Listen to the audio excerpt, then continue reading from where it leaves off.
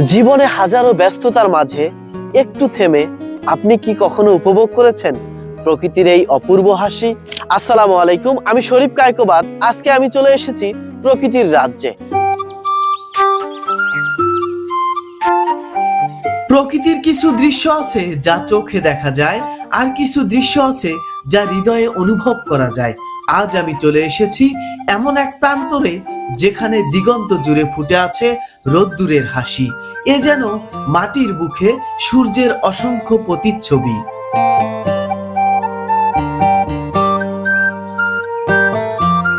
প্রতিটি সূর্যমুখী ফুল যেন ছোট্ট এক সূর্য। তার হলুদ পাপড়িগুলো আলো ছড়িয়ে দেয় চারদিকে।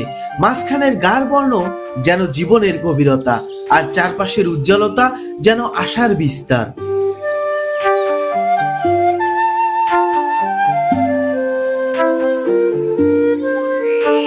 সূর্যমুখী ফুল সব সময় সূর্যের দিকে মুখ করে থাকে। সকালে পূর্ব দিকে, বিকেলে পশ্চিমে।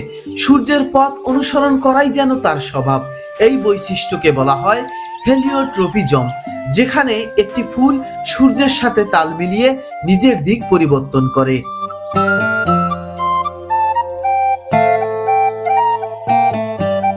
প্রিয় দর্শক, এর আগের একটি ভিডিওতে আমি বলেছিলাম প্রকৃতি কথা বলে। আপনি কি অনুভব করতে পারেন? আসলেই প্রকৃতি কথা বলে। আপনি যখন এই সুন্দর প্রকৃতির দিকে তাকাবেন, দেখবেন আপনার দিকে চেয়ে আছে, তারা কি যেন বলতেছে। এই সুন্দর প্রকৃতি হাসে, আপনিও চাইলে হাসতে পারেন এই সুন্দর প্রকৃতির মাঝে এসে। এই হলুদের সমুদ্রে প্রতিদিন ভিড় জমায় মানুষ।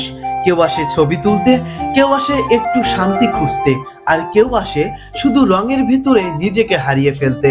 হাসির শব্দ মিশে যায় বাতাসে, ক্যামেরার ক্লিকের সাথে জমা হয় স্মৃতি। সূর্যমুখীর এই বাগান শুধু একটি ক্ষেত নয়, এ যেন ক্লান্ত হৃদয়ের জন্য এক টুকরো প্রশান্তি।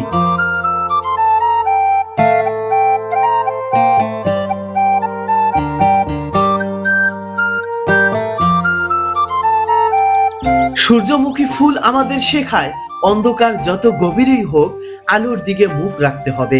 হয়তো জীবনের মাঠেও আমাদের প্রত্যেকেরই হওয়া উচিত একটি সূর্যমুখী ফুলের মতো আলোর অনুসারী। প্রিয় দর্শক, আজকের এই মিনি ব্লগটি আপনাদের কেমন লেগেছে অবশ্যই কমেন্ট করে জানাবেন। সেই সাথে আপনি যদি আমার পেজ এবং ইউটিউব চ্যানেলে নতুন হয়ে থাকেন, অবশ্যই আমার পেজটি ফলো করবেন।